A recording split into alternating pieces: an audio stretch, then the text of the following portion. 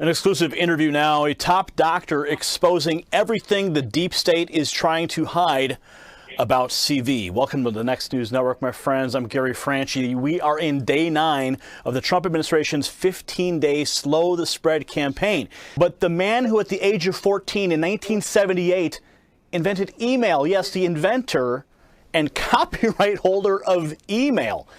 Oh yes, Dr. Shiva, welcome to the Next News Network. Great to be here, Gary. Thanks for having me. You posted something last week that I reported on your tweet, and this is where you said that the CV fear, the fear-mongering by the deep state will go down in history as one of the biggest frauds to manipulate economies, suppress dissent, and push mandated medicine. I've been a student of politics since I was a kid because I grew up in India, which had a caste system. I was considered an untouchable, which is the lowest of the Indian caste system. The medical system we're moving towards is a top-down system, totally controlled by big pharma, big ag, and big vaccine manufacturers. Sustainable development goals, signed off by the United Nations and all their countries in 2015. It's called SDG 3, which was signed in 2015. They paint a utopia, Gary. It's this utopia of the elites. Subsequently, in an Immunization 2030 document as an addendum to that, they say the way we get to utopia, these 17 goals, is we must immunize everyone on the planet, e.g. vaccinate everyone. And the reason this is important is, look, I created a company called Cytosolve, one of the other inventions I did out of my PhD work, to use the computer to understand chemical reactions in our body and on our cell, basically use a computer to model diseases so we could eliminate the need for animal testing. So Cytosolve is this amazing invention which allows me to do in a different way what my grandmother did intuitively, which is to understand the combinations and mixtures of chemicals to figure out medicines from food and natural products faster, cheaper, and safer. When I built that, I said, wow, pharma guys would want to use this because it takes them 15 years to build a drug, $5 billion. And I don't know if you know this, the pharma industry is in peril right now. They're not making any money, really any money from pharmaceutical drugs because lots and lots of investment in R&D, and they're getting less and less new drugs allowed by the FDA because of their toxicity. So what pharma companies have moved to is vaccines. The 1986, the Vaccine Court was created.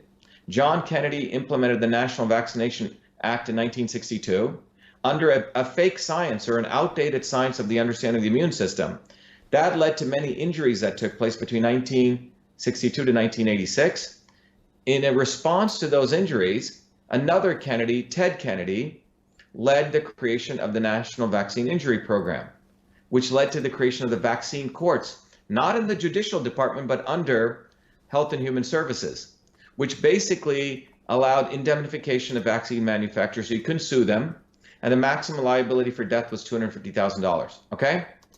And so we're at a situation now that for pharma companies, vaccines are pure profit, no liability, no risk, they can't get sued. When I came into looking at the one-size-fits-all vaccine program, there were other activists in this field, and frankly, many of them were controlled opposition.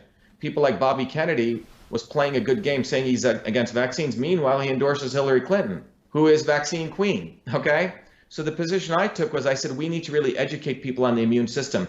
You'll see the videos I started doing. They started going viral, and the movement started taking off. And then, in fact, 5 days before the coronavirus stuff hit, about a week before, is when we won a major victory in New Jersey against these vaccine mandates. The deep state of a few set of people, from the Gates Foundation to the Zuckerbergs to Hillary Clinton, congealed with the UN and the deep state elites. They're going to fear monger on coronavirus because of the ignorance of the medical profession. Most MDs do not know what the immune system is. They don't even study nutrition.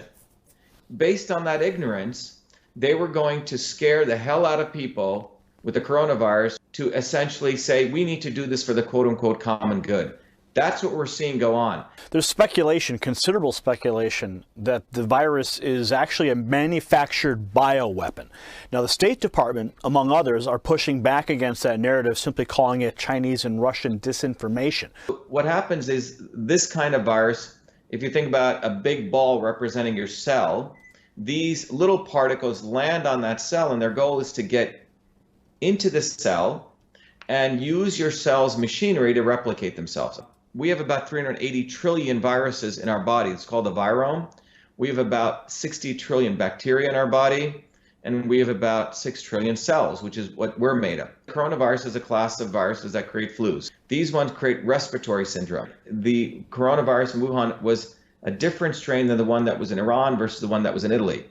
And there's reports that I've read, it's hard to verify a lot of this, that all of those different viruses go back to one common branch, which actually goes back to Fort Detrick, okay, in the United States and North Carolina. The US deep state sent people over to Wuhan, and that's how it got given in China. This is one theory. Whether it came in or not, my view is that if you believe in the concept of a set of people who don't care about the US national interest or the Chinese national interest or the Indian national interest or Italian, they're more care for their own global interests. You could view a scenario where it got created by the deep state and got put out there. What was going on at this time? Hong Kong was blowing up. Remember that? And what people do not know is 6 months before the coronavirus, there were massive anti-pollution protests by Chinese citizens in Wuhan. You don't protest in China without risking your life. It's not like they have the First Amendment there. So large numbers of people are taking to the street and protesting, tens of thousands, because the Chinese government was going to build one of the largest incinerator plants there, which was going to just spew out pollution. And the people in China, the everyday people, really care about their health. And there have been pollution protests since 2007, extremely growing. And then you don't hear any news about it. You see Hong Kong completely disappear, serves the globalists. When you're a student of politics and a student of medicine, you start seeing these connections. Of the 30 vaccines recommended by the CDC for young kids, not one of them has been a saline placebo control tested. And in fact, the one that they said they did a test on the HPV Gardasil vaccine, it was a fraudulent test. That doesn't surprise me. So what do you think is going to happen with this vaccine? Do you think they're going to roll it out? Do you think they're going to mandate it like they just passed that law in Denmark? What they're saying is there's this boogeyman called the virus, and you need the vaccine to help you stop that, okay? Boogeyman, savior. Savior's Bill Gates, Clinton Global Initiative, etc., Big Pharma. If you actually understood the immune system, it's laughable. The reality is the immune system has evolved over billions of years. We grew up in bacteria and viruses. We're supposed to play out in dirt. That's how the immune system gets turned on. So what happens is it's people who have immunocompromised immune systems, which means their immune systems are not firing on all cylinders. So imagine you have 3 cylinders, it's only firing on 2. You know what happens? The third cylinder has to take up all the effort, right? Well, that third cylinder in immunology is called cytokines. It fires so hard that it overreacts. And it starts not only attacking the virus surface, but also starts attacking your own tissue. So it's your own body attacks itself because of a weakened and dysfunctional immune system. Well, how do you get a weakened and dysfunctional immune system? Eat sugar all day. Eat a diet that's no longer has any vitamin D and nutrients. And that's why I wrote that letter to the President of the United States. This is really about immune health. This is the fact that we don't get enough vitamin D, we don't get enough vitamin A, we don't get enough vitamin C. I mean, there's other things, but we can focus on those 3 things. In Chad, in African country of Chad and Djibouti, there's only been 1 COVID case and no deaths. Why is that? Well, because people live probably lives that we should probably think about living. They're out in the sun. They're, digging up roots. We may consider these people third world. So the solution is pretty simple. At least get out in the sun. If you can't do that, you got to boost up on vitamin D, vitamin D, vitamin D. We're not getting sun. We're not getting fruits and vegetables. A depleted culture for 25 years. Monsanto, those pesticides affect the gut microbiome, which throw our gut off. And then we're eating high sugars. I mean, it's a recipe for death. But we're not addressing that. We're like hyping up this virus. And what is the result? You have people hiding out in homes, people getting ready to accept fascism, not addressing the fundamental issue, which is immune health. I'm envisioning a time where we're going to see the same thing. Coronavirus vaccine is free for everyone today, right? So that's, I think, a future. Well, it's going to be even more. It's going to even be more unfortunate than that. It'll be, oh, Gary, your driver's license is coming up for renewal. Did you get all your vaccines? You can't travel. Hey, you can't take the train or the bus. Hey, you can't go to the gym. You can't go here. This is where this is headed. A gym will say, well, we can't allow you in here. Gary. You know, we don't want to harm all of our other people, right? Do you remember when, who was it? Michael Jordan played with the flu. People are like, wow, look at Michael. You know, he's playing there with the flu. He's strong, right? This entire thing is a master setup. It's chess move after chess move. And it's brought to you by Anthony Fauci. But now we're learning from the WikiLeaks drops that he is a huge supporter of Hillary Clinton, and somebody you have actually called destructive. Why should we be concerned with the advice that the president is getting from Fauci? Anthony Fauci, in my view, should be indicted. If people actually knew what this guy actually did, he's been with the government since Reagan times, 40, 50 years. And then Bush and Obama and all the presidents up to here. How did he build his career? He built his career on the false narrative that HIV causes AIDS. Peter Duesberg, who I've spoken to, who was a truly great scientist, you know, the youngest guy to get tenure at Berkeley.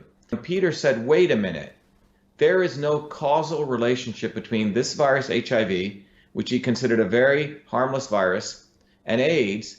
He was vilified, you know, all of his grants went away. And the guy that promoted this lie was Fauci's predecessor by the name of Gallo, Robert Gallo. Robert Gallo was brought up on scientific misconduct charges. He literally stole the HIV virus from France. He couldn't produce enough of the virus because they couldn't find it. He created a bogus HIV test. Fauci came to his rescue. I think there was a power play. Fauci essentially took the lead. Gallo was put into the back, and that was the beginning of this guy's career. You know, he writes about how he hangs out with Bono and, you know, remember the whole AIDS and all the stupid celebrities getting involved in this nonsense, right? Oh, yeah. So Fauci, he's a veteran of this. This ain't his first rodeo. He learned how to create bogus science, to promote bogus science, to create the fear of HIV causes AIDS. Billions of dollars were spent on this. A lot of people died because people used drugs like AZT. I had a very good friend of mine who died from it. And, you know, people didn't learn HIV is frankly a harmless virus. Okay? The people who were dying from it were, again, immunocompromised. Gays at that time, you know, were having 1,500 partners. We're doing meth, amphetamines, all sorts of drugs. They were destroying their immune system. You had IV drug users who were destroying their immune system, and you had people getting blood transfusions, not because of the virus in the blood, but because they would get immunosuppressive drugs. The simple point here from a scientific standpoint is when you lower and you destroy the immune system. So Fauci doesn't want to talk about that. Everything is about the boogeyman of viruses. Fauci knows what he's doing. He is the face of pharma and vaccines, and he sees his opportunity to become, you know, the hero in all of this. The one big narrative that I've seen that's been presented is that, well, more people die from the flu. But there's this massive, massive, terrifying visual of people being intubated and people eating bats and all this horrific visual propaganda. And now states are in lockdown mode. National Guard has been deployed. State guards have been deployed. Tents are being set up in cities and in Walmart parking lots and hospital parking lots. And you're having this spirit of fear descend on this country and the world at large. But why don't we do the same thing for the flu? You have to understand, pharma and media work very closely together. Many, many years ago, you know, one of the companies I built, I had my second life with email. I originally did it for the Clinton White House. They ran a contest. I was a graduate student at MIT to automatically read and process emails. I ended up winning that contest, Gary, and I started a company called Echo Mail. When I created that technology, I had many people starting to want to use this for analyzing email. One of the companies that was very interested in knowing about this was one of the leading PR companies in the world called Burson Marsteller. And I remember going out as a young entrepreneur, I was running my company, meeting with one of the senior executives. And this was over dinner, and he was openly boasting about how Burson helps companies in crisis management. And he was saying that Eli Lilly at that time was having a major problem. Prozac sales were going down. And I said, well, what did you do? He goes, well, first I went to Eli Lilly, changed their branding. Hey, you're no longer a drug company. You help the world. The second thing he goes, I had them do was spin out some nonprofit companies. One of the nonprofits, he said, was a company which said, we need to protect battered women. And that organization took out ads which was full page ads, which would, if you saw it in a newspaper, would say, is your husband beating you? Do you know of someone, one of your friends, whose husband is beating them? Make sure they're taking Prozac. So they create a narrative of we're trying to help the distressed, and we are the drug company. We want to help all these darkies in Africa and India, etc. You know, we need GMOs. Gates is a savior. These guys are very clever at spending millions of dollars to create the narratives of helping the quote unquote the oppressed, and then they will inject them with their pharmaceutical drugs. These indigenous people actually knew how to take care of their health, but they don't want us to believe in our grandmothers. They want to believe in this idiot, okay, Bill Gates, who, by the way, never created DOS. He didn't write 50,000 lines of code I did. You know, his mama and papa introduced him to people and bought someone else's DOS and flipped it. But he's a Harvard dropout, and he was able to patent his stuff, so he gets to be a gazillionaire. You see what I'm saying? Or a Zuckerberg. Mm-hmm. So these guys have built false histories of their eminence in the technology field. They leverage it to say they're going to be saviors. And that savior solution is not food, is not exercise activities. It's about injections into the bloodstream of people and to control them.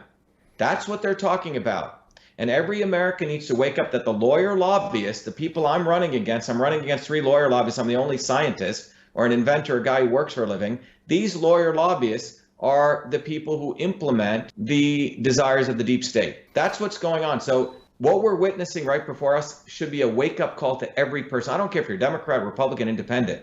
The issue of health goes beyond all those parties. And what you'll realize, all of those establishment parties want to hurt you and want to control you. They want to make you a little atomic unit where you become a revenue generator for people like Fauci's clan and these kind of people. And no academic at MIT, Harvard will say anything. You know why? Because they owe their grant money to people like Fauci, because it's a cabal. If you say anything, you're out. That's what happened to Peter Duesberg. Wow. So that's what we're dealing with. And unfortunately, the president, he may have good gut instincts, but he's not able to expose these people. I have had calls from senior level economists all over the country saying, Shiva, I saw your videos. You need to keep doing them. The president is being bamboozled by this circle around him. And that's why I wrote that letter, Gary. That letter basically lays out in 4 pages very clearly what the problem is, that you have a fake science of the immune system. Here's the real science. And I actually proposed to the president a protocol, which is basically vitamin A, D, C, and some iodine. And I said, let's triage people into 4 groups. Those people COVID, let's put them in one group. Those people are immunocompromised, let's give them this group. Those people who are in critical care, let's give them a particular IV vitamin C. And the third group, who are healthy, let's give them some maintenance dose and get them back to work. That's what we should be doing, not one-size-fit-all medicine.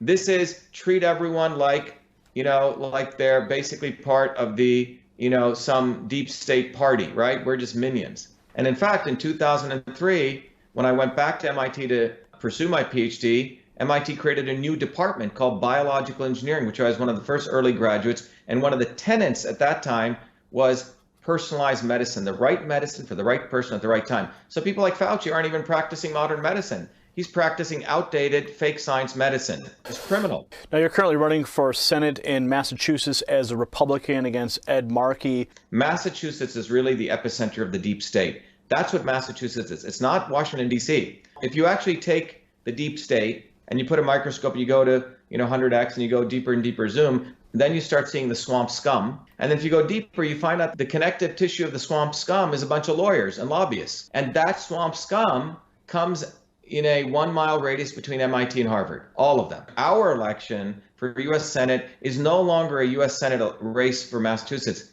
We have so many volunteers coming from below, a lot of mothers, women, and as well as from outside of Massachusetts, because they see this as an election for truth, freedom, and health. They want one of them fighting for them, a working class kid who worked his butt off. I'm running against 3 potential guys, right? Markey, who's been in Congress for 50 years. People should start asking, what can you make? Can you make a piece of software? Can you build a bridge? Do you know how to fix a plumb? Nothing. Because they were afraid that I would beat him, they ran another dope, Joe Kennedy. Again, a nice, guy who's a liberal aristocrat. $70,000 private schools for high school, gets into Harvard Law School, gets a nice DA job on the Cape where he can hang out with his family, hang out in the sun.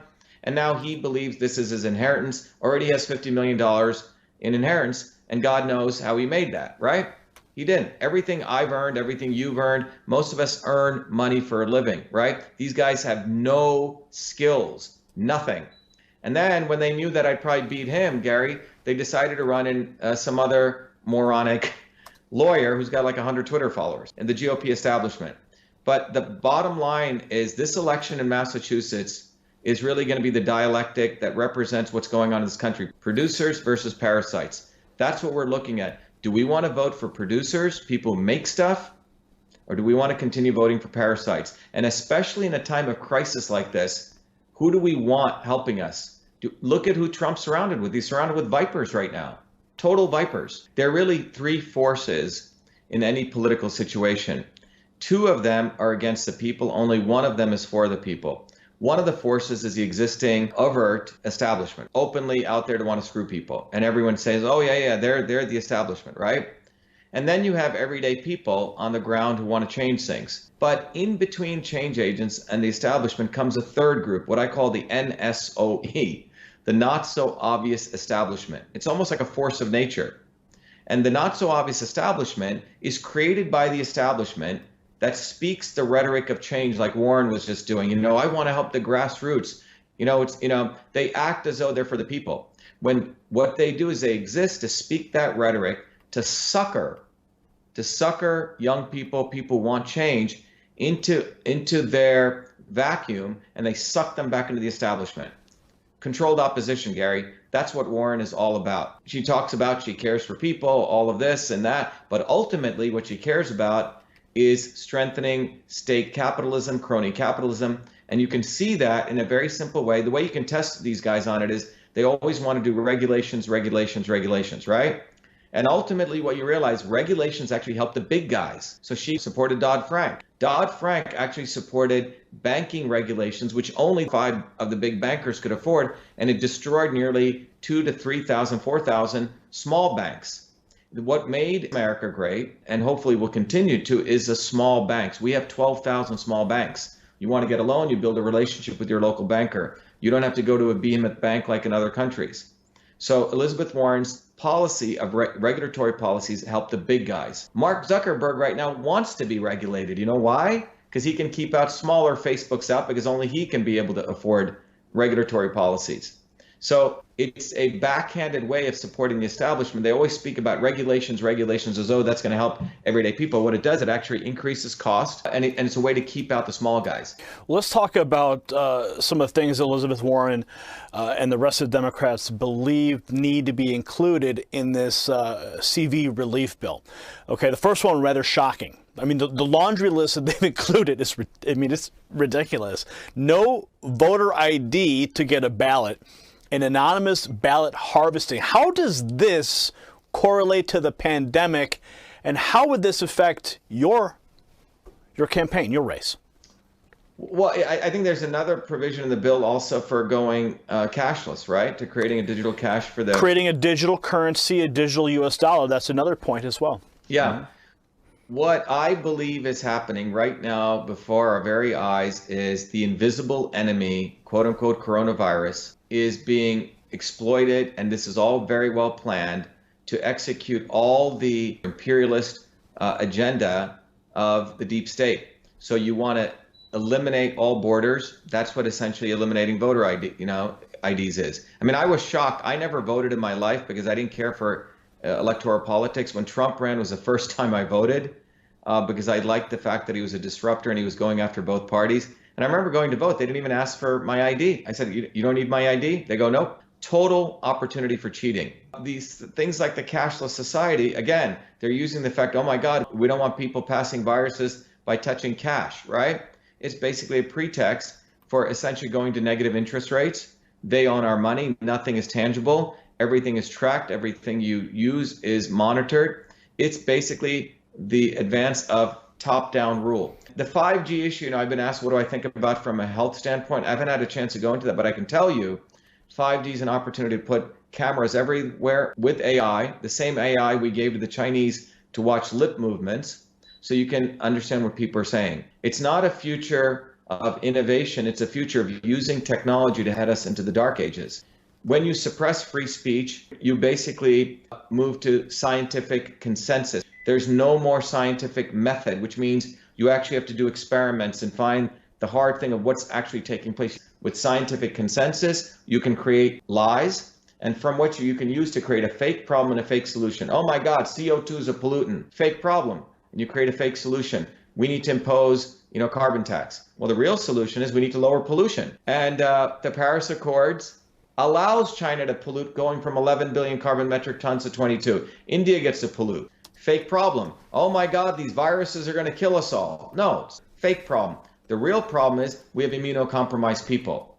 The real solution is how do we beef up the immune health of people? Well, that means we have to attack corruption, because these corrupt lawyer lobbies politicians are the ones who destroyed our air, water, and food. So they don't want to talk about that. They rather move this thing to control you, quarantine you, vaccinate you. This is a black and white choice. Do you want truth, freedom, and health, or do you want power, profit, and control?